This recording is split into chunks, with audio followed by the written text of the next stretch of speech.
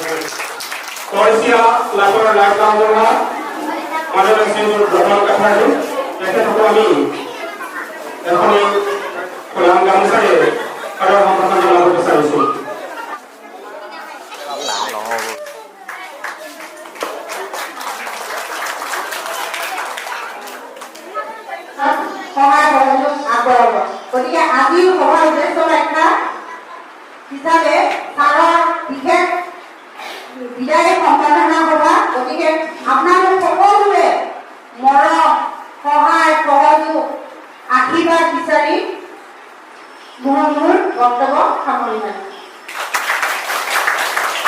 এই বিদ্যালয়ৰ শিক্ষক শিক্ষয়িত্ৰীসকল, পৰিচালনা সমিতিৰ সন্মানীয় শিক্ষকসকল, সজাগতা সৃষ্টি কৰিব লাগিব।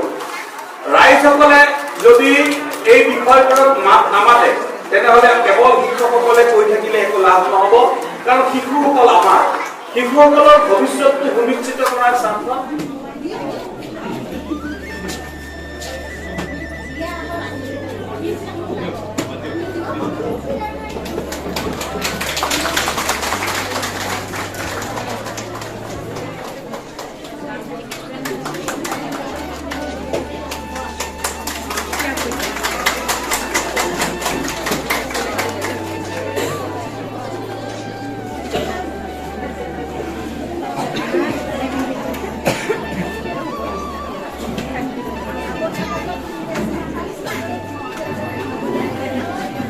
ধন্যবাদ।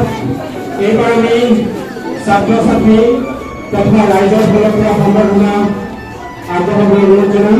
পোনপ্ৰথমতে বৰ্তমান প্ৰতিভা ছাত্ৰ ছাত্ৰীসকলক সম্বৰ্ধনা জনাবৰ বাবে শাৰী পাতি মৰমৰ ছাত্ৰ ছাত্ৰীসকলক ছাৰক মৰম যাচিবৰ বাবে অনুৰোধ জনাইছোঁ।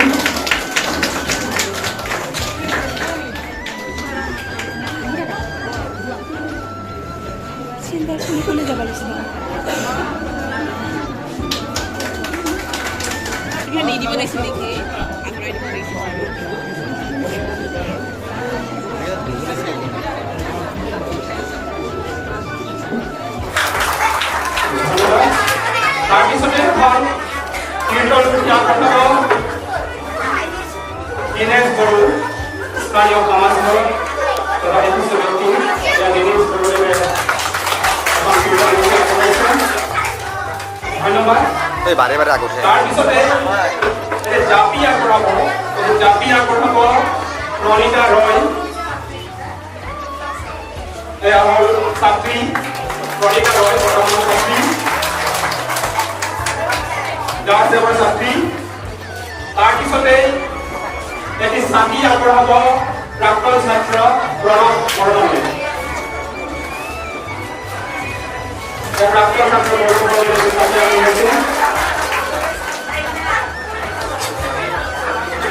তাৰপিছতে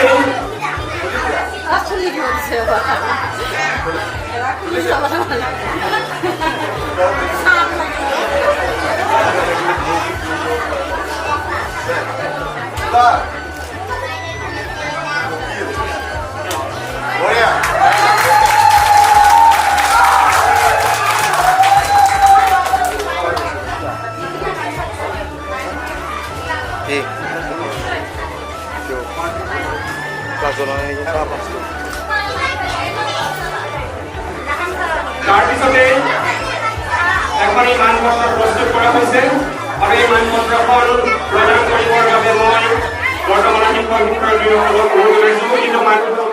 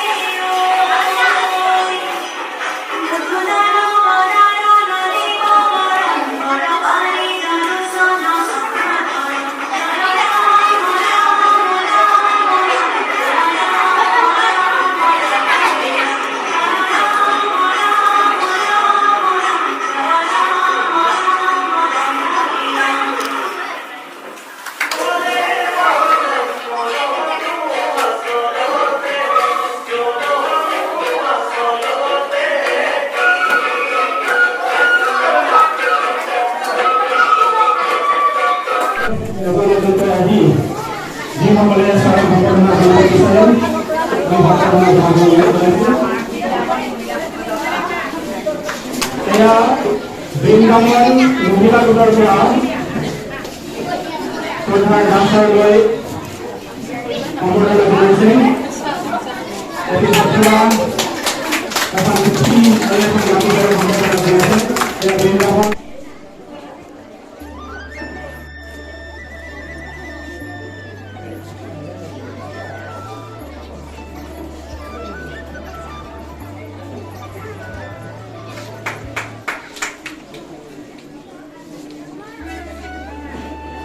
এখনি কাৰ্যক্ৰম হৈ আজৰি জনাইছে এই প্ৰাক্তন ছাত্ৰসকল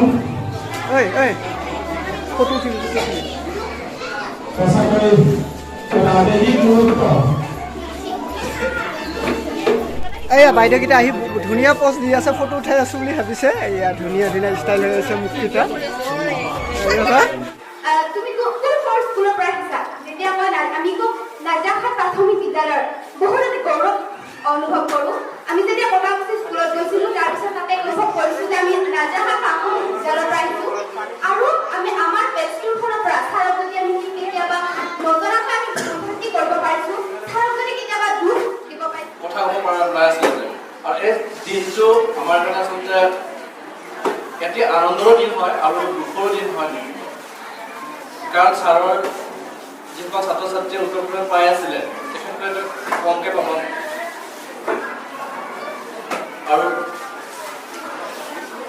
আচলতে তেওঁলোকৰ যি সময় পাৰ কৰিছোঁ সেই সময়ত এনেকৈ ক'ব নোৱাৰোঁ মই মোৰ জীৱনটো গঢ়াৰ ক্ষেত্ৰত মই আজি মোক নিজকে চিনাকি দিয়াৰ ক্ষেত্ৰত ছাৰৰ যি অৰিহণা আছে সেই কথা মই কৈ শেষ কৰিব নোৱাৰোঁ আৰু অলপ ইনফৰ্মেলি কম যদিও এখন ফৰ্মেল মিটিং হৈছে আমি চাওক এইটো সময়ত আমি একচুৱেলি এতিয়াও আমি তেনেকৈ ফেটলা ছাৰ বুলিয়ে কওঁ আগতে আমি সেই যিটো ডেকা আছে তাত আমি মানে ৰৈ থাকোঁ যে ছাৰ আহিছে নেকি ছাৰ অহাৰ লগে লগে আমাৰ আচৰণবোৰ আমাৰ সলনি হৈ যায় ছাৰ নহাৰ আগলৈকে আমি খেলা ধূলা কৰি থাকোঁ আৰু ছাৰ অহাৰ লগে লগে আমি স্কুল চাফা কৰা বা আমি এটা ডিচিপ্লিন এটা আমাৰ মাজত আহি যায় কাৰণ আমি ছাৰ সেই সময়ত ভয় কৰিছিলোঁ ভয়ৰ লগতে আমাৰ শ্ৰদ্ধা সোমাই আছিলে তাতে আমি দেখিছিলোঁ ছাৰৰ ডেডিকেশ্যন যিটো নিজৰ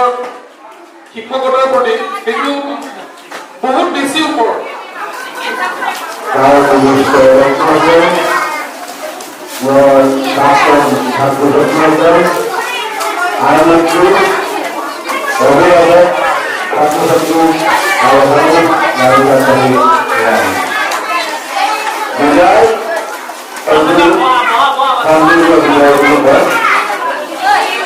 আমি বিভিন্ন কাৰ্যক্ৰম কৰিলোঁ তাৰ পৰিচালক হিচাপে আৰু চৰকাৰী হিচাপত মই চাহিদা প্ৰকাণ্ড সম্পূৰ্ণ হ'ল আৰু মই বুজাই দিয়াৰ বাবে অৱদান গ্ৰহণ কৰিছোঁ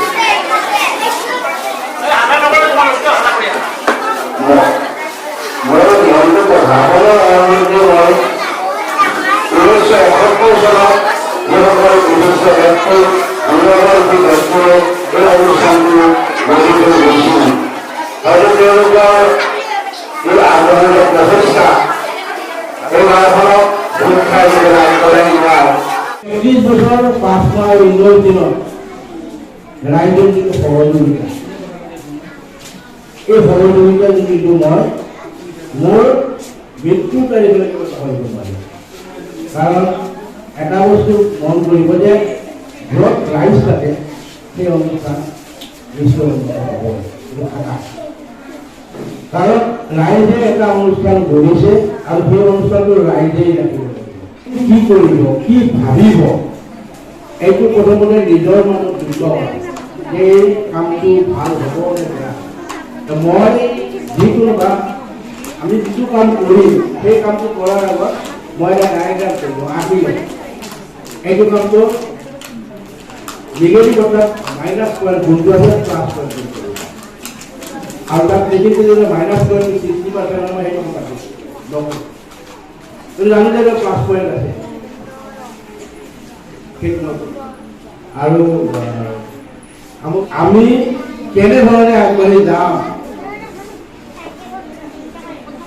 এইখিনি প্ৰথমতে নিজৰ সেল্ফ কনফিডেন্স নিজৰ আত্মবিশ্বাস কিন্তু অধিক কৰে আৰু নিজৰ যেতিয়া আত্মবিশ্বাস থাকে আপোনাৰ সন্মুখত কেতিয়াও বাধা কৰিব আপোনাৰ মানিব এটা কথা মনত ৰাখিব আপুনি যিকোনো কাম কৰিব যোৱাৰ আগত পিছফালে কিন্তু আপোনাৰ কিবা এটা কোনোবাই খোৱাৰ মানসিকতা থাকে এইটো আমাৰ সমাজৰ নিয়ম সকলো সমাজতে থাকে কিন্তু সেই বস্তুবোৰ যদি আমি গুৰুত্ব দিওঁ তেতিয়াহ'লে আপুনি যিটো কামৰ কাৰণে আগবাঢ়ি দিয়ে সেইটো আগবাঢ়ি যাব। গতিকে পিছফালে কি কৈছে তেওঁৰ কথাটো শুনিব, কাৰণ এইকাৰণে শুনিব যে তেওঁ পজিটিভ মাইণ্ডত কৈছে নে নিগেটিভ মাইণ্ডত। তেওঁ যি মন্তব্যটো দিলে সেইটো তাত থকা পজিটিভ মাইণ্ড দিলে আপুনি আকৌ ইয়াত তাৰপিছত আগুৱাই যাওক। আমিও তেনেধৰণে আগবাঢ়ি গৈছিলোঁ আৰু অভিভাৱকসকলক কৈছোঁ বিদ্যালয়খনত ল'ৰা ছোৱালী ছাত্ৰ ছাত্ৰীয়ে শিকিবলৈ আহে। শিক্ষাৰ ক্ষেত্ৰত কাৰো লগত আপোচ নাই,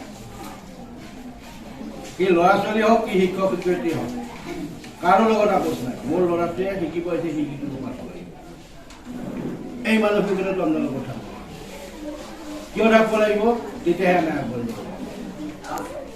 কিছুমান কামত কেতিয়াও কোনো ধৰণৰ আপোচ নকৰিব, শিক্ষাৰ ক্ষেত্ৰত মুঠেই আপোচ নকৰিব। এইকাৰণে আপোচ নকৰিব কাৰণ সি এদিন দেশৰ নাগৰিক, ইয়াৰ ভৱিষ্যতৰ নাগৰিক। গতিকে ইহঁতক আমি প্ৰতিঘৰ মানুহে প্ৰতিঘৰ ল'ৰা ছোৱালীখিনি আমি আগবঢ়াই নিব। পুনৰবাৰ মই আমাৰ বিদ্যালয়স্থ শিক্ষক শিক্ষয়িত্ৰীসকলকো অনুৰোধ জনাইছোঁ, শিক্ষকতাটো এটা বৃত্তি নহয়, শিক্ষকতাটো এটা সমাজ সেৱা। এই সমাজ সেৱা মনোভাৱটো লৈ আমি যেতিয়া কাম কৰিম তেতিয়াহ'লে আমাৰ কামৰ অসুবিধা আৰু এটা কথা কৈছে যে দুখ কৰিব নালাগে। গতিকে মই অলপ নিজকে কিন্তু সংযত কৰি আছোঁ এইকাৰণে যে আজি আচলতে আপোনালোকৰ যিটো সহায়, আপোনালোকে যিটো সহায় দিয়ে যে আমাক বিদায় সম্ভাষণ কৰিছে, এইটো মোৰ জীৱনৰ এটা ডাঙৰ যিটো মেমৰেবল দিন বুলি কোৱা হয় আৰু চিৰদিন আপোনালোকৰ মনত থাকিব। বিশেষ মই নকওঁ, লাহে লাহে অলপ মোৰ আজি মোৰ এটা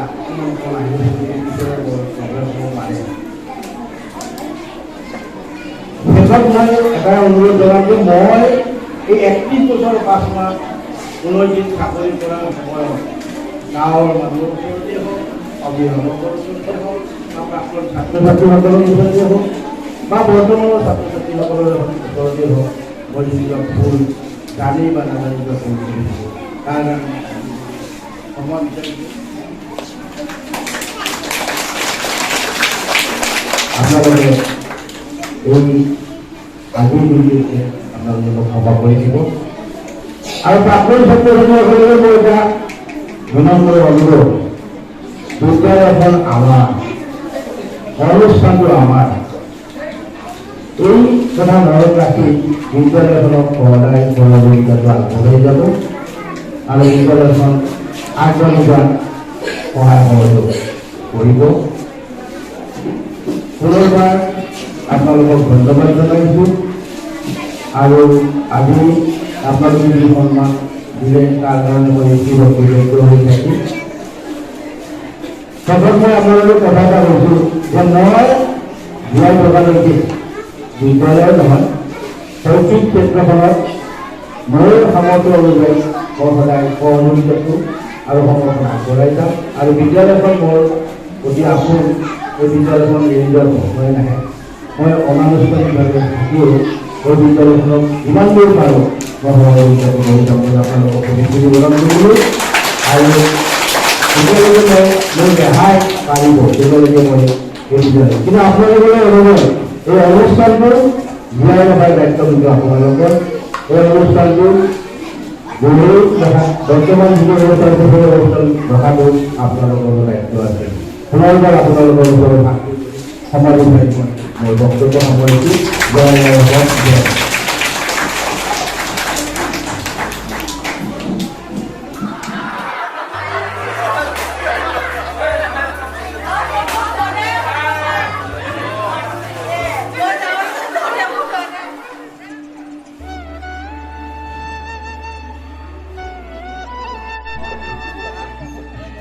Dadah.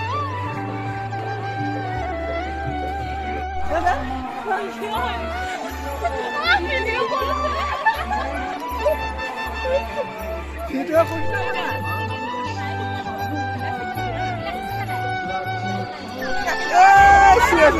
দে বেলে হ'ব দে মানুহকেইটা উঠছে দে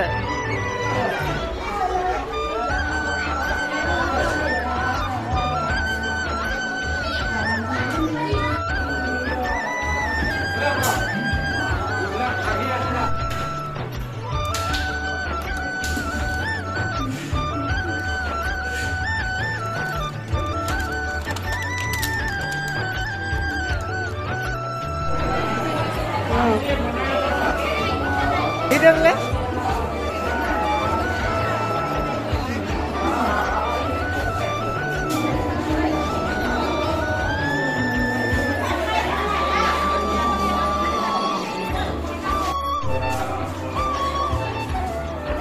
হাঁহি দিয়ক বোলে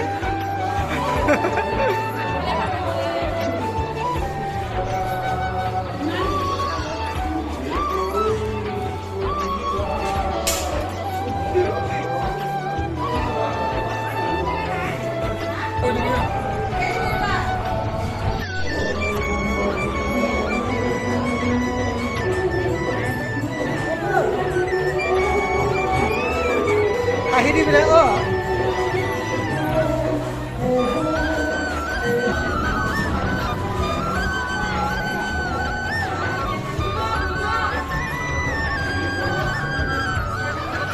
বৰ্তমান এতিয়া পৰমেশ্বৰ দাসৰ বিদায় সমাখন শেষ হ'ল এতিয়া ঘৰলৈ থ'বলৈ গৈ আছোঁ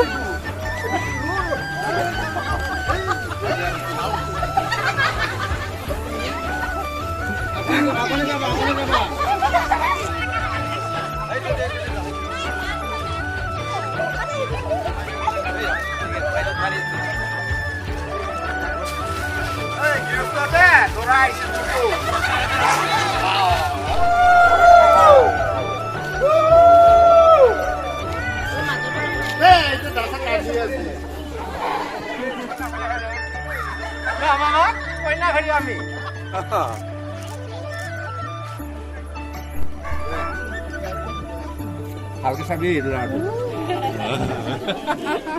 চেণ্ডেল খুলিছে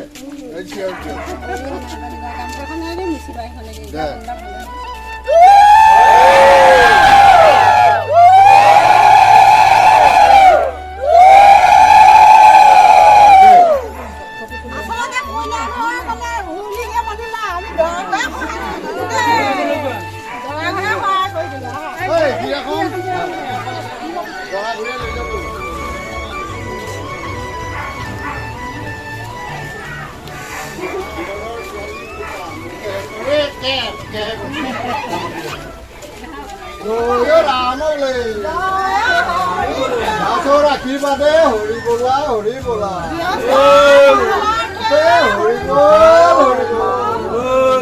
কান্দা কাটা নকৰাকে বঢ়িয়াকে কইনা ওলাই দিলে হ'ল